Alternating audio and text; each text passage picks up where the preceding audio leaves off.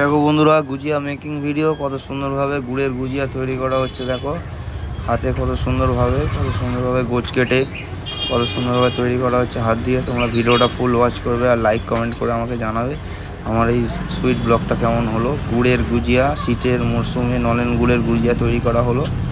গুড়ের গুজিয়ার টেস্টও দারুণ, খেতে অপূর্ব, অনেক পুরনো মিষ্টি গুজিয়া। তোমরা লাইক কমেন্ট করে আমাকে জানিও। আমি ভিডিওটা এখানেই শেষ করলাম। টাটা।